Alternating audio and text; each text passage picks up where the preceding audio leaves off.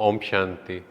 पिछले सेशंस में हमने सेल्फ ट्रांसफॉर्मेशन के बारे में जाना, तो आज के सेशन में हम जानेंगे कि कैसे हमारी टीम में डाइवर्सिटी होते हुए भी हम यूनिटी क्रिएट कर सकते हैं। उसमें सबसे पहला पॉइंट है टीम वर्क एंड डेलीगेशन। तो सबसे इम्पोर्टेंट सहयोग शक्ति, क्योंकि आजकल का जो कल्चर है वो कौन सा कल्चर है? कॉम्पिटिटिव कल्चर, एक दूसरे को काटने का।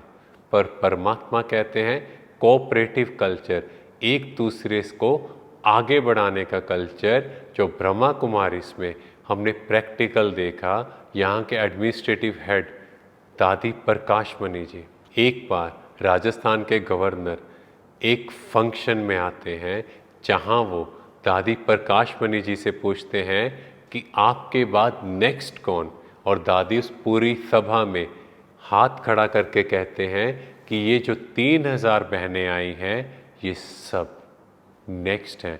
मीन्स टीम वर्क, एक दूसरे को आगे बढ़ाया, अपने से आगे दूसरों को रखा, सबको सिखाया, और कभी भी खुद को हेड नहीं समझा, क्योंकि हेड समझेंगे तो हेडेक होगा। इसी तरह हमारे ब्रह्मा कुमारीज में जब ओम शांति भवन का निर्माण हो रहा था, तो एक रात डायनामाइट से कुछ पत्थर को तोड़ा गया और वो पत्थर पूरी सड़क पर फैल गए, और नेक्स्ट डे उन पत्थरों को यूज़ किया जाना था, और पूरी रात का ही टाइम था उस सड़क को साफ करने का।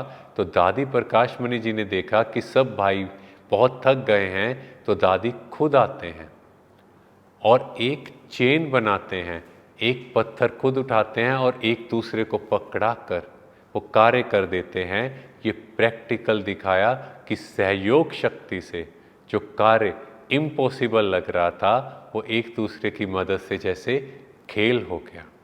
और ऐसे ही डायमंड हॉल 25,000 लोगों की कैपेसिटी का डायमंड हॉल जब बनाया गया, तो इसका फाउंडेशन स्टोन 1 मई को रखा गया, और पूरी जो कंस्ट्रक्शन का काम था वो 8 मंथ्स में कंप्लीट करना था, मीन्स 31 दिसंबर। क्योंकि ये हॉल इतना बड़ा था, इसको 3 पार्ट्स में बनाना था, पर जो पहला पार्ट था उसे बनाने में ही 5 महीने लग गए। अब इंजीनियर्स की मीटिंग बुलाई गई, उन्होंने कहा कि हमें नेक्स्ट 2 पार्ट्स में 10 मंथ्स लगेंगे, और दादी ने सबको बिठाया, क्योंकि 3 मंथ्स का ही टाइम था। तो दादी ने पूछा कि आप कितने घंटे काम करते हो, तो उन्होंने कहा 8 घंटे। तो दादी ने डेलीगेशन और टीम वर्क की यह महिमा बताई, उनको उसकी इम्पोर्टेंस सिखाई। दादी ने कहा कि ये काम 24 घंटे चलेगा, मतलब 10 महीने का काम ऑटोमेटिकली 1/3 टाइम में तो डिवाइड हो ही गया। और उसके बाद दादी ने कहा जब भी एक टर्न पूरी होगी, एक शिफ्ट पूरी होगी, तो दादी अपने हाथों से सबको टोली अर्थात प्रसाद देंगे।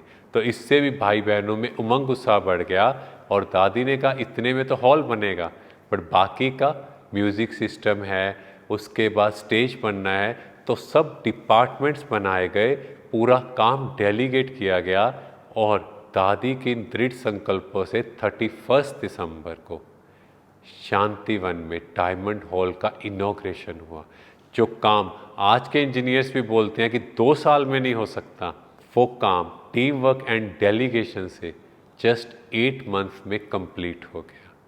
सेकंड है clear communication and building trust. ये बहुत इम्पोर्टेंट है। आज के टाइम प्रोफेशनल्स में क्या दिक्कत आ रही है, वो कहते मुझे समझ में नहीं आया, आपने ये बोला था, हमने कुछ और समझा। इसीलिए ये बहुत ज़रूरी है कि जो भी कम्युनिकेशन हो वो रिटर्न में हो, एक दूसरे को मेल के थ्रू या कोई भी और कॉरेस्पॉन्डेंस हो उसके थ्रू कम्युनिकेट करें, और हर एक मैसेज क्लियरली सबको बताया जाए। इसके लिए क्या कर सकते हैं, जैसे ब्रह्मा कुमारीज में हम देखते हैं बड़ों की जब भी मीटिंग होती है तो सबको बिठाया जाता है, सबको पूरी बात अच्छे से समझाई जाती है, बताई जाती है। ऐसे ही हम भी अपने वर्क कल्चर में इस प्रैक्टिस को अडेप्ट करें, क्लियर कम्युनिकेट भी करें, और साथ में अगर रिटर्न में हो जाए तो वो बहुत बेटर रहेगा। थर्ड है ability to organise and systemise, कि हर काम को ऑर्गेनाइज्ड वे में करें, प्रोफेशनल वे में करें और सिस्टमेटिक करें। ऐसा नहीं एक काम किया बीच में उसको छोड़ दिया दूसरा किया, नहीं, टीम को प्रॉपरली एक एक काम कम्युनिकेट किया, उसको वेल ऑर्गेनाइज किया, और फिर जब वो काम सिस्टमेटिक होगा तो आप देखोगे कुछ साल बाद भी अगर आप पुराने उस काम को चेक करोगे तो आप इजीली फाइंड आउट कर सकते हो। आजकल देखा गया है काम तो सब सही तरीके से कर रहे हैं, बट उस काम को क्योंकि ऑर्गेनाइज्ड वे में नहीं किया जाता तो पिछले काम के सर्च में ही बहुत टाइम वेस्ट हो जाता है। वो टाइम को हम तभी सेव कर सकते हैं जब हमारा आज का काम प्रोफेशनली हो, सिस्टमेटिक हो एंड वेल ऑर्गेनाइज्ड हो। And last is motivation. आजकल देखा जाता है कि टीम कुछ अच्छा परफॉर्म करती है तो कुछ एम्प्लॉयर या ऑनर उनको मोटिवेट नहीं करते, वो कहते हैं ठीक है ये तो इनकी ड्यूटी है, बट नहीं, जो भी अच्छा काम करे उनको मोटिवेट करें। क्योंकि हम भी खुद से पूछें, अगर हमारी भी कोई तारीफ़ करता है तो हमारी वर्किंग एफिशिएंसी बढ़ जाती है, हम उस काम में और डीपली इन्वॉल्व हो जाते हैं, हम कहते हैं मैं लास्ट टाइम से भी बेटर करके दिखाऊंगा। इसीलिए हम भी अगर अपने वर्क प्लेस में, अपने कल्चर में इन चीज़ों को अडेप्ट करें, अपने स्टाफ को, अपने आसपास के लोगों को मोटिवेट करें, और इवन अपने घर में भी अपने फैमिली मेम्बर्स को जो भी वो कुछ छोटी छोटी चीज़ें भी आपके लिए कर रहे हैं उनको मोटिवेट करते हैं, तो ऑटोमेटिकली मेरी प्रोफेशनल लाइफ, मेरी पर्सनल लाइफ और मेरे सोशल रिलेशंस बेटर हो जाएंगे। और इन क्वालिटीज़ को इम्बाइब करके हम खुद को एक बहुत अच्छा लीडर कन्वर्ट कर सकते हैं, बना सकते हैं। ओम शांति।